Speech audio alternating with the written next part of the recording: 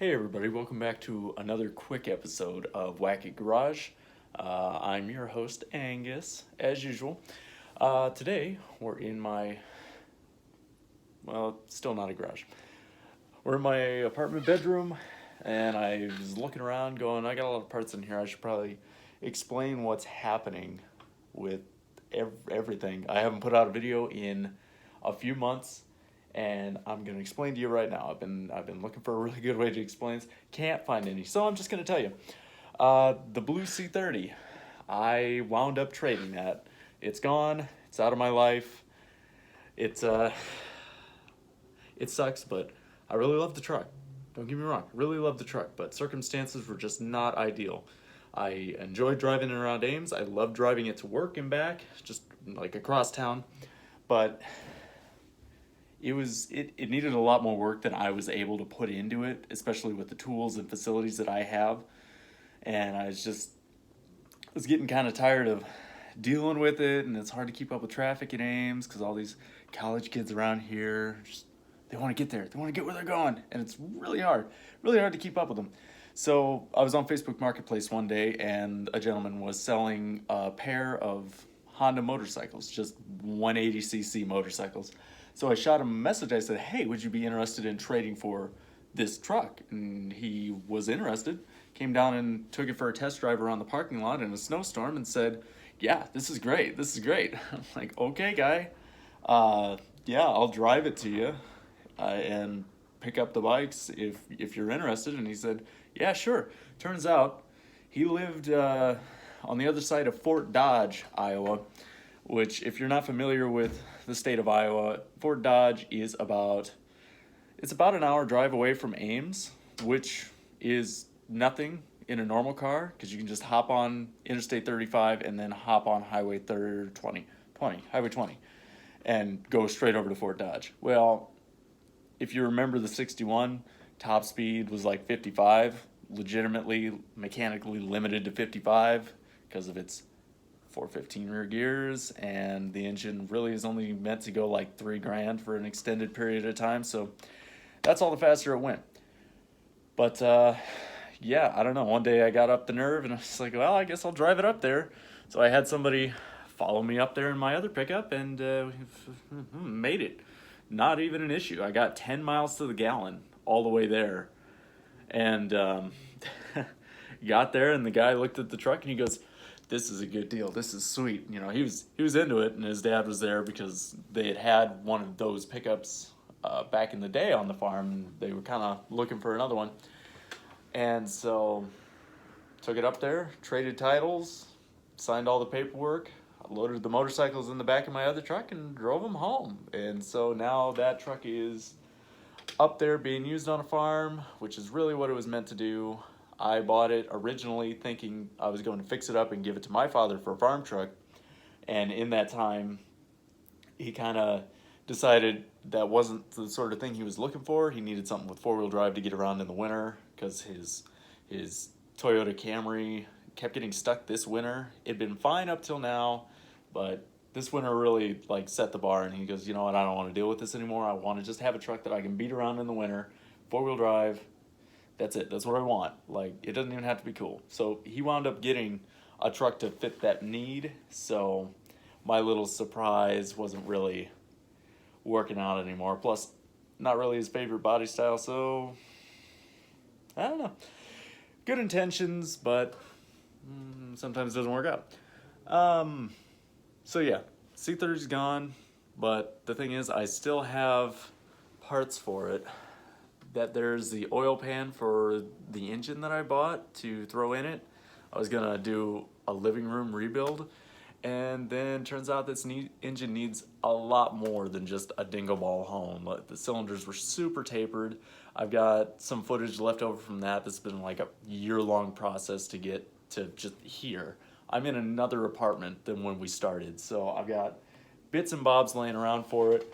I ordered up some new pistons for it a while back, so those are ready to go in. The block's been bored over, and much to my dismay, this engine that I bought to rebuild has already been rebuilt at least once, because it's already at 60 thousandths overbore in all the cylinders, And for those of you who might not be familiar, 60 thousandths is the measure of the diameter over the stock size. So say your Chevy 350, it's got a 4-inch bore. Originally, you know, out of the factory, they're 4-inch bore. When somebody says it's a 30 over 350, it means that bore of each cylinder has been increased by 30 thousandths of an inch, and that's not a lot. But on a 350, I think it adds five extra cubic inches. So if you hear the term 355, that's what that means. It's kind of a silly thing, but whatever. Anyway, so this engine had already been bored over 60 thousandths, and I took it to the machine shop, and they went, I don't know about this guy. You know, this seems like a junk engine. I'm like, yeah, it's a junk engine, so I don't care about it. Bore it. And they were like, can you even get 80 pistons? I'm like, So I called up a company, and they said, yeah, we can do that. I was like, well, all right, I'll take it. And I called up the machine shop, and I'm like, do it. The block blows up, it blows up. But what I've read on the forums for 361, yeah, it's a 361, inline 6 Chevy motors, they can take up to a tenth of an inch over for like regular applications. Some of them are good enough to go like, I think 120.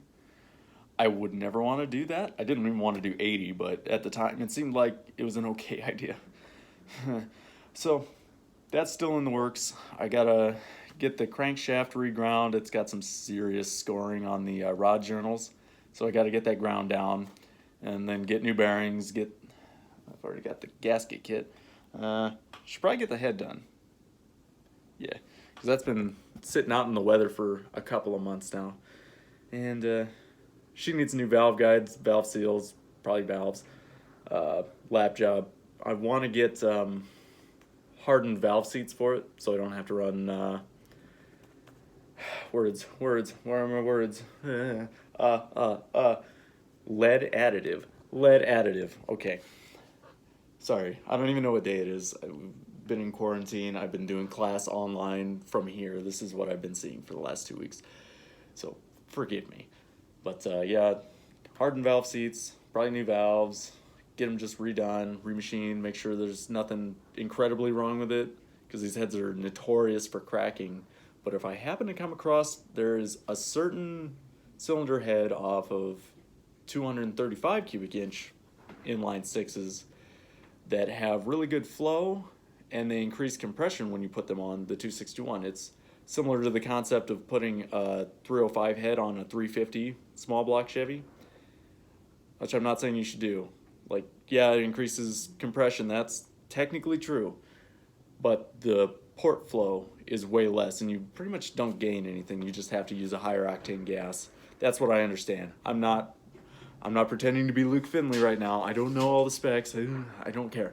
But like, same concept, except for this is proven to actually work, kind of. And when you're making stock like 125 horsepower, anything is a gain, and it's a big percent. So you might be wondering, well, why am I still rebuilding this other inline six? I don't have anything to put it in. Well, that's where you're wrong, kiddo. I do. Shocker. I have a 1950 Chevy Style Line sedan, 2-door, that my grandfather left me, and it's got a 235 inline six, and they're direct bolt-in. They bolt up exactly the same. So my plan, my little noggin, because I'm really good at planning, not so great at the execution. Plan is to put the 261 in the 50, take the 235 out, rebuild that. It's still in good shape, but just gives me a chance to do it. And I want to get an aluminum cased Power Glide automatic transmission instead of the cast iron, because if you aren't aware of what a Power Glide transmission is, I'll just tell you, okay. Power Glide transmission was Chevy's first automatic transmission, which means you didn't have to start with a clutch.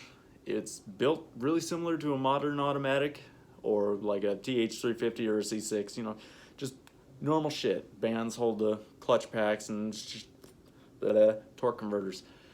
Anyway, the first generation of Power Glide transmissions, when you put the shifter in drive was 1-to-1. It was fluid coupling acceleration sort of thing. So first gear, super doggy. No, first gear. Drive, 1-to-1, super doggy. Takeoff, terrible. It does have low, and low will get you up to about 45 miles an hour, and it's a much quicker acceleration. I don't know the ratio of that gear off the top of my head, but they don't take well to manually shifting from low to drive. It really wears them out, and it's a bad system. But later on, Power Glides adapted so that they intentionally shifted first to second, like an automatic. So get one of those, made it up to the 261.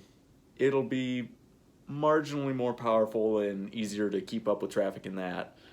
So that's my plan, or at least that's what I'm telling myself. So that's what's going on with that.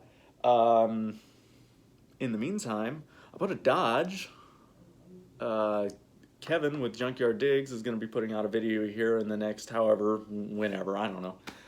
Man doesn't have a plan. And neither do I, clearly. Yeah, bought a Dodge. He went out to do a revival on a Dodge van, and sitting behind it was a Dodge pickup. And I've got a couple of videos coming out on that, and it'll be really brief because as of right now, I have a gentleman coming to look at it this Saturday. And today's Wednesday? Thursday. I don't even know. So in a couple days, it's probably going to be sold. But I'll just give you the brief rundown again.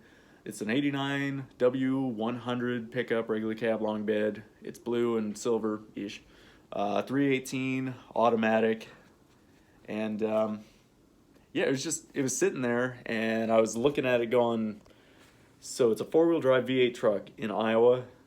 If I can get this going, it's worth something. Plus, I grew up with that sort of thing, and I'm just looking at it going, I don't want to just leave it. Like, yeah, I feel bad leaving it sitting here in this field, because the interior was really good, the frame was okay, but it had potential, and I know that Mopar guys really like their trucks, so I snagged it for a very reasonable price, put a little bit of work into it, got it running better, and the gentleman who's buying it just needs a vehicle to get around in, but he grew up on those trucks. He grew up with a two-wheel drive variant of this truck.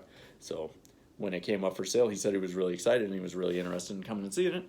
He took it for a test drive and he said, I want it. And I was like, all right, you got it. I don't need it. I just didn't want to leave it. So that's going to be gone. Just flipping cars over here. I need a Discovery Channel show. But yeah, so there'll be a couple updates on that. I didn't film a whole lot because I didn't care. I just wanted to get it done.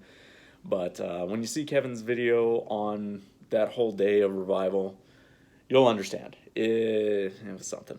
But yeah, I think that just about does it for updates. The C30 is gone. Traded it for a pair of motorcycles. If you have any interest in seeing what we're doing with those, just, I don't know, put a comment down below. I know a lot of you were following because of the C30, and I appreciate your support from that.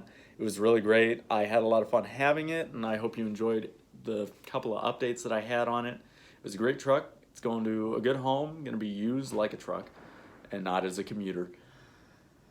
But yeah, life goes on. I have an internship this summer that's making me move 3 hours away from Ames, so I knew I couldn't take it with me. Either way, it had to go somewhere, and if it wasn't going to be appreciated back at my home, then it needed to go to a better home. It's just the way things go. And so yeah, it's off on its new life, and so are these bikes. Me and my roommates have been fixing them up and riding them around the parking lot, getting them going. And before this whole virus thing came out, we were thinking, well, these would be really great because we're in college and there's a lot of motorcycle parking on campus, so it'll be much easier to A, sell these bikes, and we might just use them. Who knows? So yeah, that'll about do it. I'll put out another video on the Dodge here soon, maybe. I don't know. I'm sure I said that last time. And yeah, until then, leave me some comments. Let me know what you want to learn more about. I've got another few projects at home that I haven't showed you all yet. It's kind of a hodgepodge. I'm just doing this for fun, just to keep track of my own stuff, really. So if you want to follow along, that's great. If you're off now that the C30 is gone, I totally understand. But yeah, appreciate it. Be good to yourself, and we'll see you later.